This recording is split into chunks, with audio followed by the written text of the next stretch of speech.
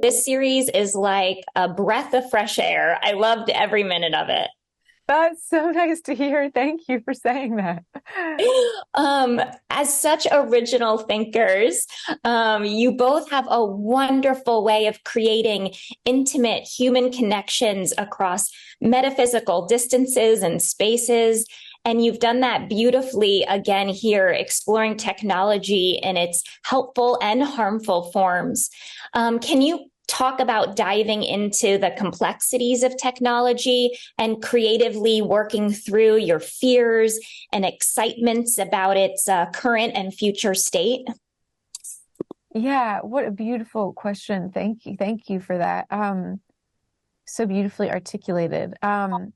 I guess, yeah, I think we have been wrestling with some of these themes and ideas. I mean, I just take us as filmmakers. I think, for example, we came of age in a moment where for the first time in your college dorm room, you could have a laptop with Final Cut Pro on it, and you could rent a camera from the library, and you could shoot at a mimic 24 frame rate, and you could edit, an entire feature-length film on your with a hard drive. And the fact that that technology happened right as we were coming of age and trying to decide who were we and what did we want to do with our lives and could we be storytellers, we were really met by a technological moment, and it, I think, gifted us our career. And so obviously there's so much positive and beautiful about that. At the same time, we also see a lot of aspects of our work, go into the digital space, like Zooming constantly with people instead of meeting in person, or not being able to shoot on film and have the pleasure of, how that grain and that flicker and that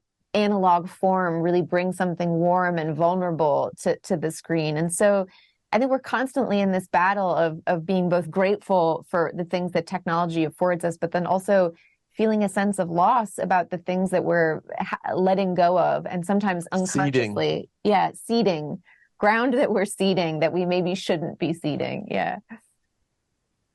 Oh, that was beautifully said. Thank you.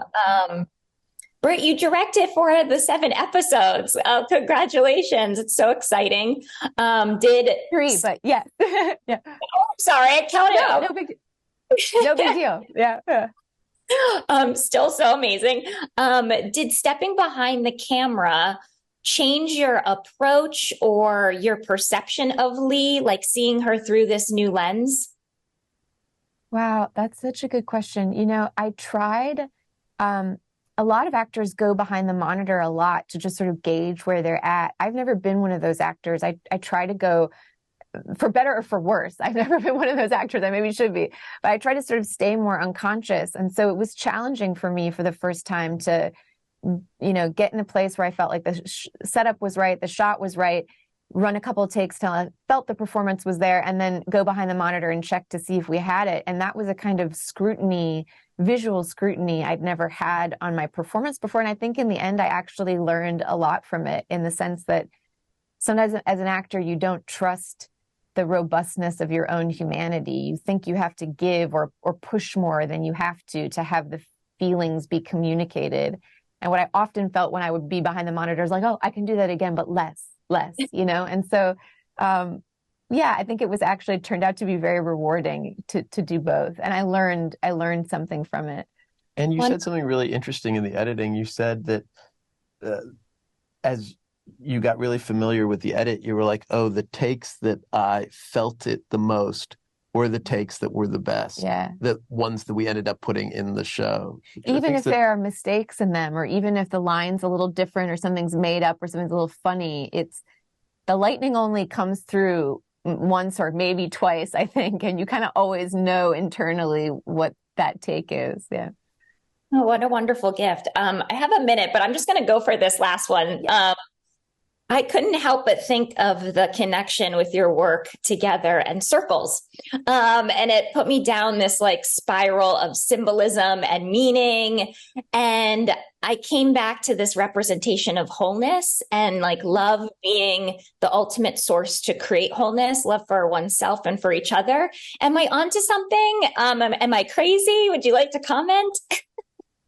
Not crazy at all. Like, I think that it's so cool that you picked up the circular thing. We had initially, when we were on our scout in Iceland, we had written the hotel as a circle, and we thought it was really important, the idea of to talk about time as if it's more of a circular function rather than a linear one, that Darby's always moving backwards and forwards in time.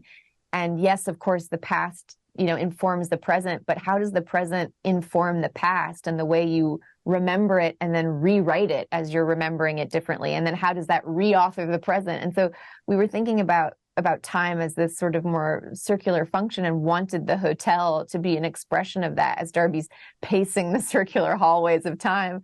And then we went to Iceland, and of course there are no circular hotels. And we had a moment where we're like, oh, well, we should just give up the circle and try to find something with right angles that works. And then eventually we doubled down on it, and we built instead half of the semicircle on a soundstage. Alex DiGirolando, our amazing production designer, came up with that idea of building half the semicircle and then flipping it and redressing it for the other half. And I think that is important towards thinking of the story as a whole, and thinking of, thinking about a lot of things in our life from a more elliptical perspective rather than a linear one. So I think you're very intuitive and spot on with that insight. Yeah. I'm glad it was worth it that you noticed it. Yeah. It means a lot. Yeah. Well, I was thinking it kind of comes up in your other works together as well, like Planet, the, circular planet, the OA is full of circles. But anyway, y'all are so wonderful. Congratulations again.